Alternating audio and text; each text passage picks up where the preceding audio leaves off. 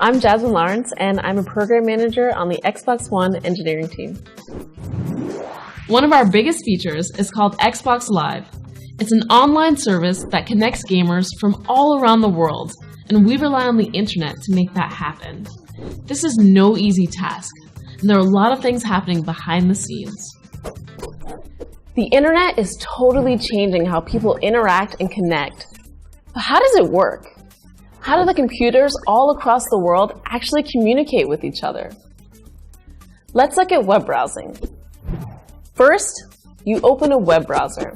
It's the app you use to access the web pages. Next, you type in the web address, or URL, which stands for Uniform Resource Locator, of the website you want to visit, like Tumblr.com.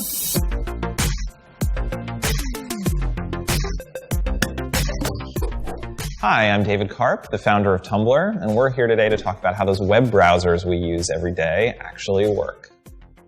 So you've probably wondered what actually happens when you type an address into your web browser and then hit enter. And it really is about as crazy as you can imagine. So in that moment, your computer starts talking to another computer called a server that's usually thousands of miles away. And in milliseconds, your computer asks that server for a website, and that server starts to talk back to your computer in a language called HTTP. And HTTP stands for Hypertext Transfer Protocol. And you can kind of think of it as the language that one computer uses to ask another computer for a document. And it's actually really pretty straightforward. If you were to intercept the conversation between your computer and a web server on the internet, it's mainly made up of something called GET requests. And those are really very simply the word GET and then the name of the document that you're requesting. So if you're trying to log into Tumblr and load our login page, all you're doing is sending a GET request to Tumblr's server that says get/login. And that tells Tumblr server that you want all of the HTML code for the Tumblr login page.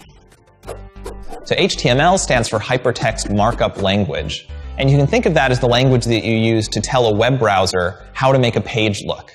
So if you think about something like Wikipedia, which is really just a big, simple document, and HTML is the language that you use to make that title big and bold, to make the font the right font, to link certain text to certain other pages, to make some text bold, to make some text italic, to put an image in the middle of the page, to align the image to the right, to align the image to the left. The text of a web page is included directly in the HTML, but other parts, images or videos, are separate files with their own URLs that need to be requested. The browser sends separate HTTP requests for each of these and displays them as they arrive. If a web page has a lot of different images, each of them causes a separate HTTP request, and the page loads slower. Now, sometimes when you browse the web, you're not just requesting pages with GET requests. Sometimes you send information, like when you fill out a form or type a search query. Your browser sends this information in plain text to the web server using an HTTP POST request. So let's say you log into Tumblr. Well, the first thing you do is you make a POST request. That is a post to Tumblr's login page that has some data attached to it. It has your email address. It has your password. That goes to Tumblr's server. Tumblr's server figures out that, okay, you're David. It sends a web page back to your browser that says, success, logged in as David. But along with that web page, it also attaches a little bit of invisible cookie data that your browser sees and knows to save. And that's really important because it's really the only way that a website can remember who you are. And all that cookie data really is an ID card for Tumblr. It's a number that identifies you as David. And your web browser holds on to that number, and then the next time you refresh Tumblr, the next time you go to Tumblr.com, your web browser knows to automatically attach that ID number with the request that it sends over to Tumblr server. So now Tumblr server sees the request coming from your browser, sees the ID number, and knows, okay, this is a request from David. Now, the internet is completely open. All of its connections are shared, and information is sent in plain text. This makes it possible for hackers to snoop on any personal information that you send over the internet. But safe websites prevent this. by asking your web browser to communicate on a secure channel using something called Secure Sockets Layer and its successor, Transport Layer Security. You can think of SSL and TLS as a layer of security wrapped around your communications to protect them from snooping or tampering. SSL and TLS are active when you see the little lock that appears in your browser address bar next to the HTTPS. The HTTPS protocols ensure that your HTTP requests are secure and protected.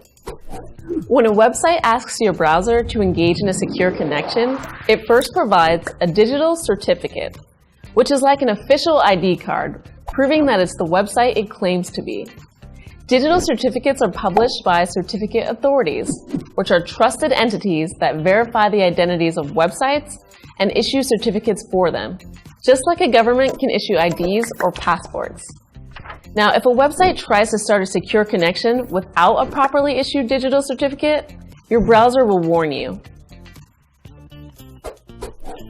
That's the basics of web browsing, the part of the internet we see day to day.